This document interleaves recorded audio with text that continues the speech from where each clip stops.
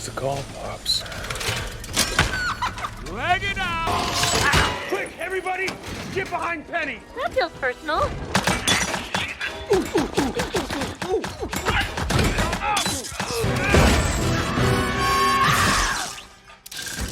Yeah! Noong 1990, pinahanga ni Christopher ang lahat ng mga guro sa paaralan sa pamamagitan ng pagkumpleto ng pagsusulit na kinuha ni Einstein.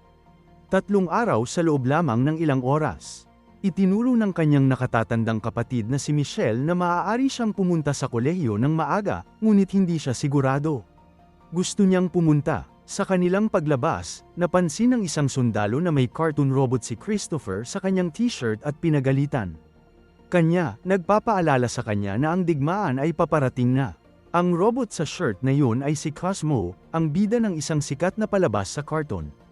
Gayunpaman dahil lumalago ang anti-robot sentiment sa buong bansa, nakansela ang palabas. Ang mga eksperto ay unang binuo ng Walt Disney para sa kanilang mga parke noong 1955 at nang maglaon ay naging sila. Inilagay sa mass production, kaya sila ang naging pangunahing pinagmumula ng workforce sa buong mundo. Sa loob ng maraming taon ay nagtrabaho sila ng walang problema, ngunit sa huli ay napapagod silang magtrabaho sa rebelde. Ang mga robot ay humihingi ng kanilang mga karapatan kaya sila ay nag-organisa ng mga protesta sa buong mundo na pinangunahan ni G. Peanut. Walang patutunguhan ng mga debate at sa lalong madaling panahon nagsimula ang digmaan sa pagitan ng mga tao at mga robot. Hindi maganda ang takbo ng digmaan para sa mga tao at lumabas sina Sarge at John sa TV upang ipaliwanag kung bakit, mga robot. Huwag kumain, huwag matulog, at huwag kumurap. Sa loob ng 2 taon ang sangkatauhan ay patuloy na lumalaban upang matalo ng paulit-ulit. Isang araw ang tagapagtatag ng Center Technologies na si Ethan ay nag-imbento ng Neurocaster, isang device na nag-uugnay sa isip ng tao sa mga katawan ng drone. Ngayon ang mga tao ay maaaring labanan ang robot army sa pantay na batayan at sa loob lamang ng 2 linggo. Ang digmaan ay tapos na. Nanalo ang mga tao at si Colonel Bradbury ang pinangalanang pangunahing bayani. Nakipagpulong si Peanut kina Clinton at Ethan para lagdaan ang Treaty of Surrender habang mahigit 6,000 ang mga robot ay nakakulong sa exclusion zone sa disyerto. Maya-maya ay naglabas si Ethan ng mas maliit na bersyon ng Neurocaster para sa mga tao sa bahay. Ang modelong ito ay nagbibigay daan sa kanila na hatiin ang kanilang isip para makapagtrabaho at magsaya sila ng sabay. Noong 1994 si Michelle ay nasa bahay na sinusubukang tanggalin ang monitor sa kanyang bukong-bukong. Ngunit kailangan niyang itago ang kanyang mga gamit kapag sumabog si Ted gamit ang isang Neurocaster. Pinagalitan niya siya dahil sa kanyang pag-uugali at ipinaalala sa kanya na kahit na tumakas siya sa lahat ng nakaraan niya. Foster Holmes, hindi niya ito papayagan dito.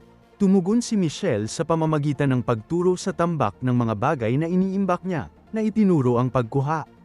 Ang mga bagay mula sa exclusion zone ay ilegal.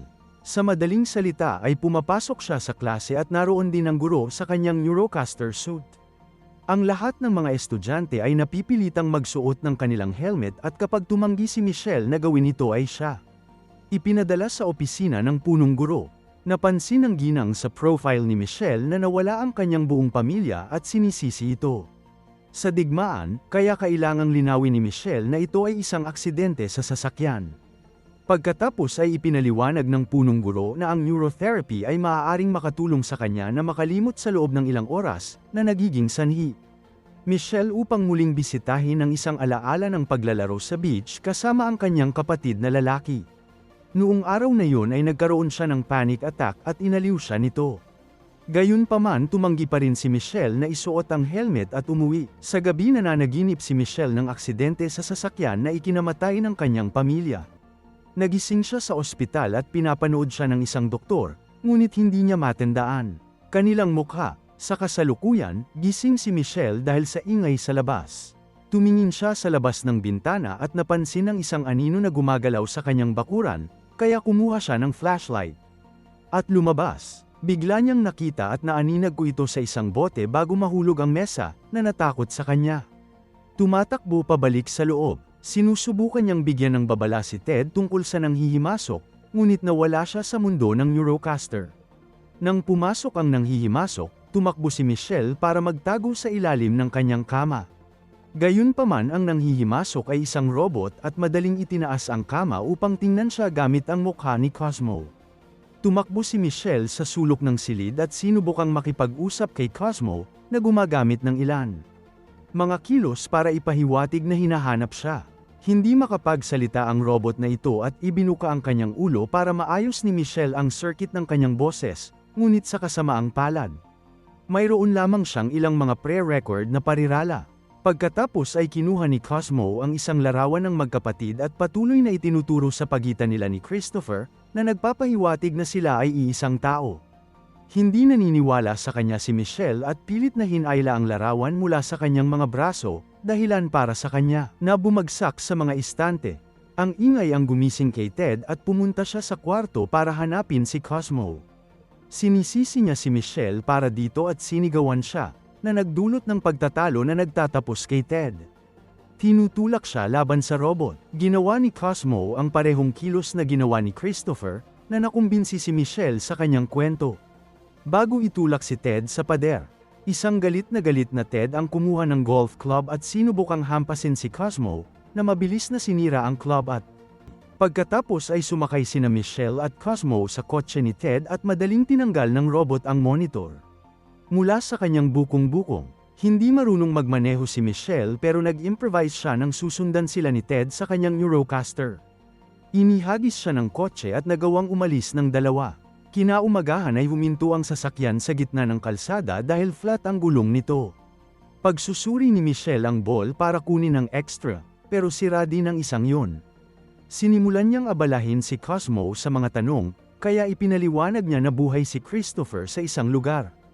At kinokontrol siya mula sa malayo. Nang tanungin ni Michelle kung paano hanapin ang kanyang kapatid, itinuro ni Cosmo ang logo ng kumpanya ng center. Isang tanda, gamit ang isang Dr. Pepper can at higit pang pagkumpas, binanggit ni Cosmo ang isang doktor na may salamin, at naisip ni Michelle na magising muli pagkatapos ng aksidente. Ngayon naaalala niya ang mukha ni Dr. Amherst at kung paano niya sinabi sa kanya na namatay si Christopher sa ospital. Pagkatapos ay kumuha si Michelle ng mapa at itinuro ng Cosmo ang isang lugar sa gitna ng exclusion zone. Kakailanganin nila ang isang plano upang makapasok sa isang mapanganib na lugar at naaalala ni Michelle ang lahat ng ilegal mga bagay na binili ni Ted. May isang kahon sa trunk ng kotse na may address ng PO Box ng sentro sa New Mexico, kaya nagpasya silang hanapin ang taong yun dahil maaaring alam nila kung paano makapasok sa zone. Ang duo ay pumasok sa isang tren para sa kalahati ng paglalakbay at ipinagpatuloy ang kalahati sa paglalakad. At sa gabi ay huminto si Michelle sa isang tindahan para sa pagkain at paglabas niya ay may nakita siyang truck. Pagdating, kaya hinayla niya si Cosmo sa isang eskinita para magtago. Ang driver pala ay si John, na nagbukas ng PO Box na hinahanap at nakuha ng dalawa. Isang bungkus ng pera mula dito. Pagkatapos ay lumitaw ang isang lalaki sa kanyang Eurocaster upang bumili ng baril mula kay John. Biglang pinahit ng kliyente ang sandata at nagbanta na babarilin si John, para lang matamaan ng kuryente. Shot na nagpapatay sa Eurocaster. Ginawa ito ni Herman, ang kasosyong robot ni John na tumutulong sa kanya na ilipat ang nahulog na makina habang tinatalakay kung paano makukuha ang mga bahagi nito. Habang sila ay ginulo, si Michelle at Cosmo ay pumasok sa likod ng truck. Samantala, nakita ni Bradbury ang inabandunang sasakyan ni Ted. Kinabukasan ay dumating ang truck sa isang lumang minahan malapit sa exclusion zone. Inilipat nina John at Herman ang kanilang mga pinakabagong acquisition sa loob, nang hindi alam na nagtatago sina Michelle at Cosmo sa isang kahon, habang pinagtatalunan nina John at Herman ang mga nawawalang cable. Sinubukan ni Michelle na gamitin ang distraction para lumabas sa paligid, ngunit hindi sinasadyang na-activate ng Cosmo ang isang kumakantang isda at ibinigay ang kanilang lokasyon. Nang palibutan sila nina John at Herman, ipinaliwanag ni Michelle na gusto lang niya ng gabay sa pagbubukod zone, ngunit sa tingin ni John ay baliw siya. Sa sandaling yun ay umakyat ang elevator at napagpasyahan ni John na may sumusunod sa kanila, kaya ang kabuuan. Nagtatago ang grupo. Pagbaba ng elevator ay nakita nito si Bradbury. Inanunsyo niya na ang lugar na ito ay nasa ilalim na ngayon ng jurisdiksyon ng Robot Deactivation Task Force and makes. Lumabas sina John at Michelle na nakataas ang kamay. Sinusubukan ni John na magpanggap na kapatid niya si Michelle, ngunit nakilala siya ni Bradbury at sinabing siya nga. Arestado, sinubukan ni Herman na barilin si Bradbury gamit ang kanyang electric beam ngunit nakita siya ni Bradbury at ginamit si Juan bilang isang kalasag. Pagkatapos ay nagpaputok si Bradbury, sinira ang malalaking bahagi ng silid habang tumatakbo ang lahat para magtago. Muli, na-corner niya ang mga robot, lumabas si Michelle at hinampas ang braso niya ng fire extinguisher lang para kay Bradbury na nakawin ito sa kanya at sirain ito. Habang napuno ng usok ang silid, ipinalakpak ni Michelle ang kanyang mga kamay upang patayin ang mga ilaw. Biglang umawit ulit ang mga fish deck oration at na-distract si Bradbury kaya nag-shoot si John. Siya mula sa likuran. Hinawakan si John sa leeg. Sa kagustuhang iligtas siya, sumuko sina Michelle at Cosmo. Matapos itapon si John, nagsimulang maglakad si Bradbury patungo sa duo, na ipinapaliwanag ang Cosmo na yon ay minarkahan para sa pag-deactivate. Sa sandaling yon, nalaglag ni Herman ang malaking crane claw at nahuli si Bradbury. Pagkatapos ang buong grupo ay sumakay sa isang mining na sasakyan upang makatakas, gayunpaman si John ay tumatagal ng masyadong matagal. Hanapin ang tamang susi at magkakaroon ng sapat na oras si Bradbury para makatakas. Binaril niya ang kotse para ibagsak ito at sinubukan ding barilin si Cosmo, ngunit dinisarmahan siya ni Herman. Muli at ngayon ang parehong mga robot ay nagsimulang makipaglaban sa kanya. Nakahanap si Michelle ng bulldozer at natrap nito si Bradbury sa dingding, na nagdulot ng ilang mga bato. Mahulog din sa barium. Ang minahan ay unti-unting gumuho kaya ang grupo ay kailangang sumugod upang iligtas ang kanilang mga sarili. Nang makitang pababa na ang kanyang tahanan ay napahiyaw at nadidismaya si John at sinigawan niya si Michelle. Sinisira ang lahat. Nag-ambala siya ng ilang kakaibang ingay sa malapit kaya tumakbo ang grupo para magtago sa isang kuweba at panoorin ang mga scavenger robot na naglilibot na naghahanap ng mga pyesa upang ayusin ang kanilang mga sarili. Nang makakita si John ng isang siwang, lumabas siya at sinira ang robot para makapasok siya sa kanyang garahe, kung saan pinananatili niya ang isang van sa isang malaking suit na ginagamit ni Herman upang palakihin ang kanyang sarili. Pagkatapos ng maraming pagtatalo, kinumbinsi ni Michelle si John na tulungan siya. Makalipas ang ilang minuto, nasa loob na ng van sina Michelle, John, at Cosmo na bitbit ni Herman sa suit. Pumasok sila sa exclusion zone at nakita ni Michelle ang lahat ng nawasak na robot sa lupa. Samantala, ginagamit ni Ethan ang kanyang Neurocaster upang balikan ang isang alaala kasama ang kanyang namatay na ina. Ngunit nagsimulang mag-malfunction ang device at kailangan niyang eye-off ito. Sinisigawan niya ang kanyang mga siyentipiko at hinihiling na malaman kung ano ang nangyayari sa mga sistema ng kumpanya. Kaya ibinunyag ng mga lalaki na nakatakas si Christopher. Kung hindi nila siya mahanap sa Biyernes, babagsak ang buong kumpanya. Ang isang desperado na si Ethan ay nakipagkita kay Bradbury sa virtual na mundo. Alam niya na si Cosmo ay nasa listahan ng paghahanap ni Bradbury at nag-aalok sa kanya ng deal. Sa halip na dalhin si Cosmo sa mga awtoridad, gusto ni Ethan na ibigay niya ito sa kanyang kumpanya. Sa isip, muling na-activate ang Eurocaster ni Bradbury. Sa disyerto, pinag-uusapan ng grupo ang ideya ng pagpasok sa isang abandonadong mall para maghanap. Para sa pagkain, nakita sila ng isang robot at hinagisan sila ng refrigerator. Nabasag ang front window ng van. Sinubukan ni Herman na tumakas ngunit patuloy na naghahagis ng mga bagay ang kalaban at naging dahilan ng pagbagsak niya. Bumagsak ang van at ang grupo ay agad na napapalibutan ng mga robot na kumukuha sila at dinala sa mall. Mayroong isang buong lipunan ng mga robot sa loob, mula sa mga nakakaaliw na modelo hanggang sa mga regular na gamit sa bahay. May isang higanti pa sa labas na nakatingin sa kanila sa bintana. Si Mr. Peanut ay nagpakita at humihingi ng paumanhin para sa paghuli sa kanila, na nagpapaliwanag sa mga robot na naisip nila. Mapanganib na mga scavenger, nang sabihin sa kanya ni Michelle ang tungkol sa kanyang sitwasyon. Isiniwalat ni Peanut na binisita ito ni Dr. Amherst isang beses at mayroon siyang PhD sa pakikipag-ugnayan ng makina ng tao. Mabilis siyang pinalayas ni Peanut kaya hindi niya alam kung nasaan na ang doktor. Gustong lumabas ni Michelle upang ipagpatuloy ang kanyang paghahanap at ipinaalala sa kanya ni John kung gaano ito mapanganib. Sa gabi, kaya kinukumbinsi niya itong maghintay hanggang umaga. Sa pribado, naalala ni Michelle ang huling Pasko nila ni Christopher at kung gaano niya ito nakita. Simula nung nag-college siya, hindi niya mapigil ang maiyak sa alaala at mga aliw ni Cosmo o bago tumugtog ng cartoon na sabay-sabay na pinapanood ng magkapatid. Maging ang grupo ng iba pang mga robot ay sumali sa watch party na napansin ni Peanut. Mamaya pagkatapos makatulog ang lahat, bigla silang ginayang ng isang lalaking robot na humihingi. Christopher, itinaas ni Cosmo ang kanyang kamay at binigyan siya ng robot ng isang postcard na iniwan ni Amherst para sa kanya. May address na nakasulat sa card at isang note na nagsasabing maghihintay si Amherst para sa kanya. Ang address na yun ay nasa teritoryo ng scavenger, kaya hindi nila ito maipasok ng walang plano.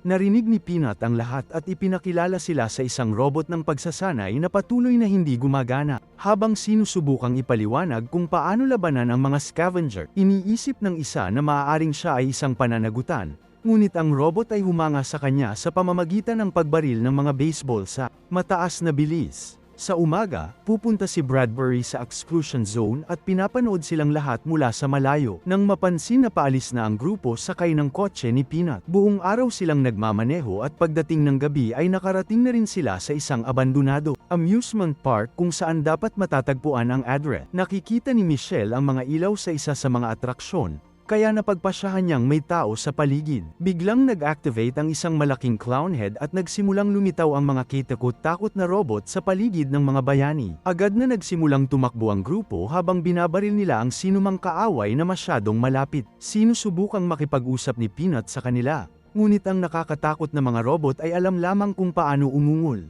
Ang grupo ay nakarating sa gusali na may mga ilaw upang matuklasan lamang na ang mga pinto ay peke. Papalapit na ang mga robot at hindi nila alam ang gagawin. Biglang bumukas ang mga ilaw sa paligid ng parke at nagsimulang tumugtog ang musika sa mga speaker. Habang lumalabas ang apoy mula sa ilang estatwa, ang mga robot ay umatras sa takot bago bumukas ang isang pinto ng bitag sa ilalim ng grupo, na naging sanhi ng pag-slide sa kanila, pababa sa isang nakatagong lagusan.